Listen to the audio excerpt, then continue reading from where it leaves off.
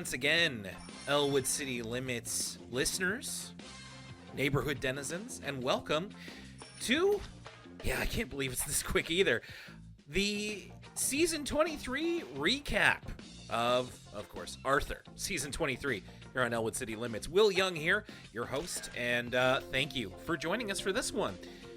23 times we've been doing this, and there's not going to be a whole lot of time that we're going to be doing it again, so might as well enjoy it while we're here. Of course, me and Lucas have thoughts on Season 23 of Arthur that we just finished. Of course, quote-unquote, Season 23. They're getting so short, we're not even really considering them seasons anymore. It's almost like packages, as Lucas called them, packages of episodes. So, of course, we will get to our thoughts and to our individual top three, because, of course, there is not enough episodes in these shorter seasons to do a true top five. At least, not yet. If there were that many great episodes, then maybe, but no, not yet. So top three it's going to be. And I'm looking forward to telling you my thoughts about it. And we're going to hear from Lucas in just a little bit. But just before that, going to give a couple of things up top here, because recording this in October, you're going to be hearing this either on Patreon in mid-October, or on the free feed, you'll be hearing it near the end of October. So I hope you're enjoying your Halloween season. Remember, please, to go to vote.thecoast.ca. Elwood City Limits is once again on the nomination list for Best Podcast in the Arts and Culture category. You can vote until Sunday, November 3rd at 11:59 p.m., remember that if you have not voted yet, you will have to sign up on the Coast's website. What you can do is go to vote.thecoast.ca. When you want to vote, they will prompt you to create a login, and you will need at least a Canadian postal code. You may need a Nova Scotia postal code in order to sign up. So there are ways in which you can do that. I trust you. You're all very smart. You can figure this out. And thank you for those of you who have voted already. We really appreciate it. So again, until November 3rd, vote.thecoast.ca. This is our last chance to potentially be recognized as one of the best podcasts in the city. And I think we deserve it. Hopefully you do too. Patreon.com/Elwood City Limits. We've also got our last episode of For the Kids up right now. It is talking about Mark Brown's cartoon that followed Arthur and that has debuted this year, Hop. It felt like an appropriate way to end that series that we've had a lot of fun doing. Of course, you can get access to all of the episodes of For the Kids over there. And we are going to have our last episode of ECL Origins at the end of October as well. And we're finally doing it. Some of you have been wanting us to talk about this for a while. I'm sure others may avoid this episode like the plague, but Lucas and I, we have to do it. It's in our hearts. Our last episode of ECL Origins, we're going to talk about professional wrestling. We're going to talk about how we got into it, what we like about it, our favorite wrestlers. We're going to go over a couple of our favorite matches. And yeah, if you wanted to learn more about what we like so much about wrestling, why we talk about it all the time, wrestling, we were going to make a wrestling podcast before we decided on Arthur. I'm glad that we did Arthur, because the wrestling podcast landscape is still flush with way too many people on way too many microphones.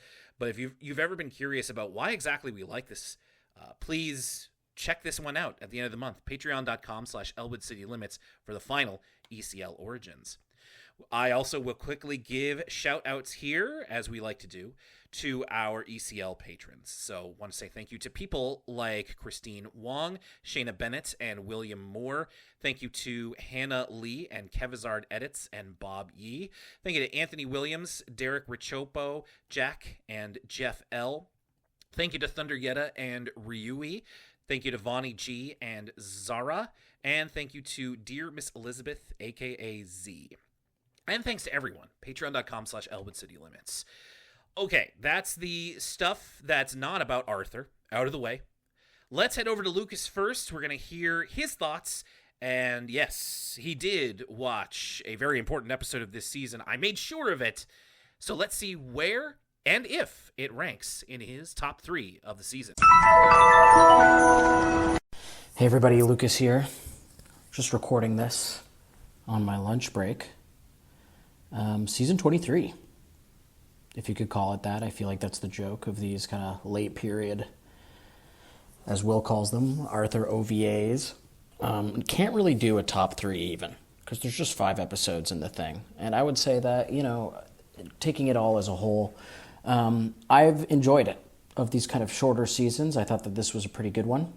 I thought it ended on a high note with the P and the Princess and DW and Doctor Who's It. I think I liked Citizen Check. I liked Fright Night. Those are kind of middling episodes, the ones I've all just listed. They're not the most standout. They're not going to maybe stick in my memory per se, but for what we have in late Arthur, they're more good than bad. I'm going to take this opportunity to talk about When Duty Calls, which I actually wasn't present for in Will's official review. But I'd have to say if I had to pick one episode that was the standout of the season, it is When Duty Calls. Definitely an episode they make good use of it being a double, a two-parter, using the full 22 minutes to tell a longer form story. And they are, for lack of a better term, killing off LaDonna. JK, she's just moving away. And it's a little bit of, we talk about how these later episodes are remixes of original episodes. It's a little bit of a remix of, Buster moving away and Arthur dealing with that anxiety. And they actually bring up that episode as a point of comparison within When Duty Calls. But it's a little bit different, and how they deal with it is different. And it's kind of about, the expectation of maintaining a friendship when someone moves far away. And also how different people deal with that phenomenon. At first the kids are confused that LaDonna is acting so calm because she's used to moving, and then at the end she kind of reveals that she has been upset about it, but she didn't want to upset the other kids. LaDonna, just as a retrospect on LaDonna and Bud, they've become kind of me and Will's most hated characters on the show. I think especially Bud. There's a little bit more to LaDonna, but Bud is especially brutal. And I got to say, I'm not happy. I'm not sad to see them go.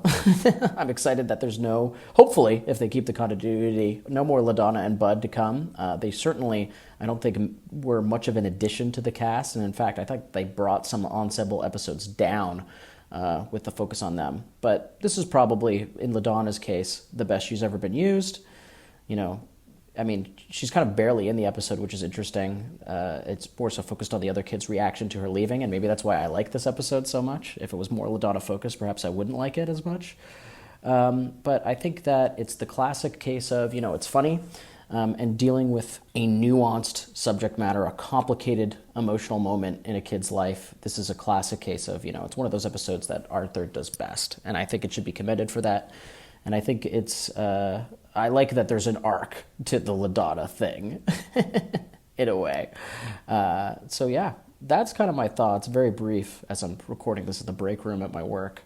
But I'm excited to hear what Will thought of season 23, and onwards and upwards. I'm looking forward to the other seasons coming up. Hey, it's Jason Schwimmer, and I'm from the Finding DW podcast. You can support this podcast by following on Facebook, there at Elwood City Limits, Twitter at ECL Podcast, Tumblr, Elwood City Limits, IG, as the kids say, Elwood City Limits. If you want to send them an email, drop them a line at elwoodcitylimits@gmail.com. This podcast, the one you're listening to now, is available on iTunes, on Spotify, youtube.com/Elwood City Limits, and on your favorite podcast platforms. And if you want that extra sweet content, check out the Patreon at patreon.com/Elwood City Limits.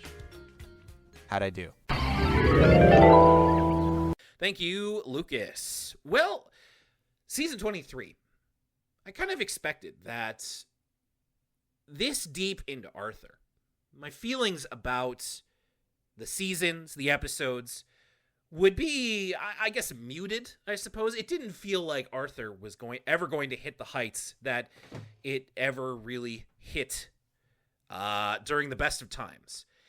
Even when we got into the double-digit seasons or something like that, it still felt like it could be the show that we remember and love. But, of course, with these seasons, now we're in the 20s, and it's just like, all right, well, how good can it really be? I'm pleased to say, this is the best season we've had in a while. And now, there's a qualifier in that, of course, because the season itself is quite short. There's not a lot of episodes to go around.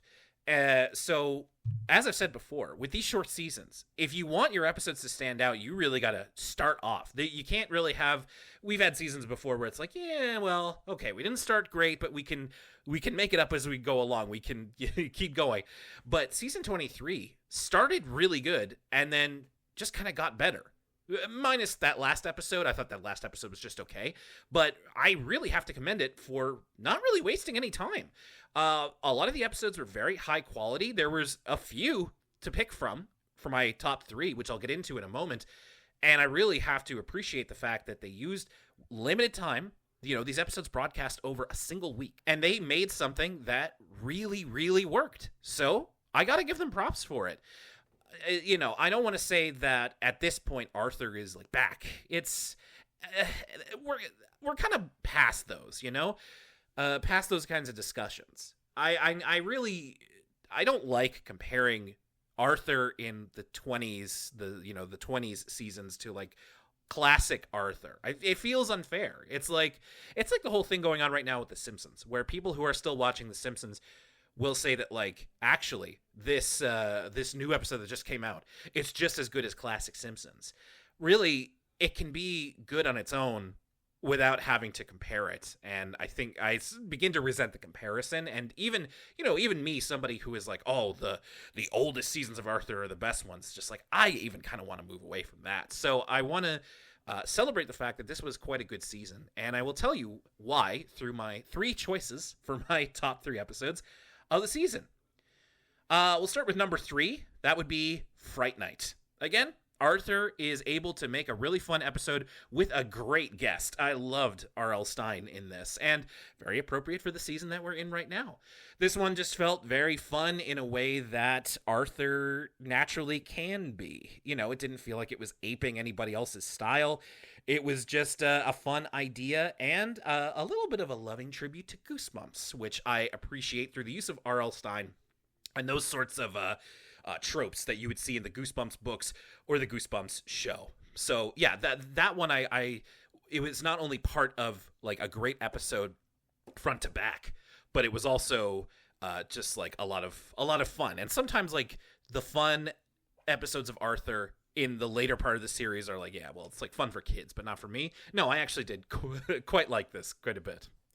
Number 2 is the second part of that episode, or the counterpart to that episode, and that is Citizen Shake. I love that we went back to this character one more time. It's a case where, you know, I wish we had a bit more to say about Shake. I wish he'd gotten a better shake of things. But I am glad for what we've got. And this was a really interesting way to bring this sort of topic to kids watching Arthur. That is Shake and his family from Senegal becoming Americanized citizens and wondering if he'll have to give up his culture to be an American. It's a very childlike way to look at the whole thing. It's based on child-like misunderstanding. And, you know, that is, again, for more of the DW set. But it was an interesting way to look at it, because I think that this is something that a lot of people deal with at any age. Granted, you know, people closer to the age of you listening to this or me would know that, no, they don't have to give up their heritage. But I imagine, and I can only imagine because I'm a naturalized Canadian citizen, I really can't speak to this from an immigrant's point of view, as we've had a couple of our listeners do so.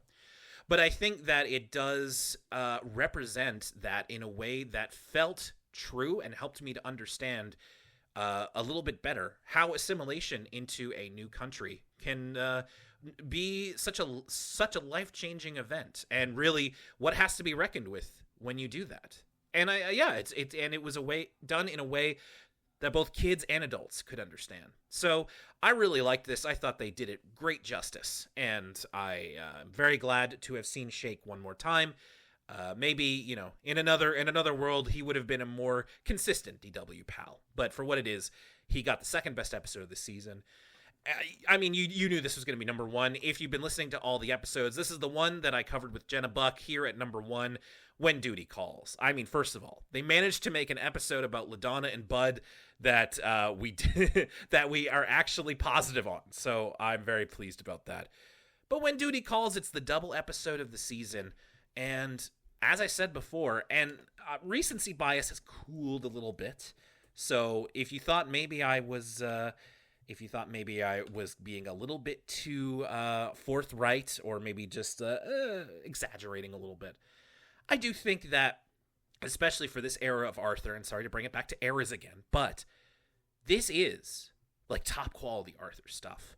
This is dealing with an emotional issue that is very specific for certain groups of kids who have had to move around a lot, kids in military families, and it relates it back in a way that everyone can understand.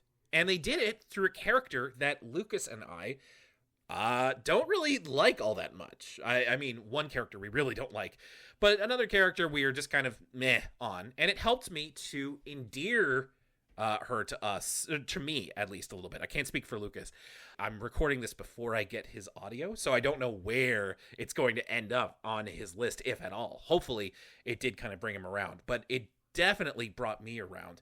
It's a double episode that is emotional and has those kinds of stakes without being too serious. And it's it moves us forward, and it's the farewell to LaDonna that we've all been hoping for. And then here at the end, it's like, oh, well, now you use her rights, and now it's like, I don't know if I want her to go. So there you go.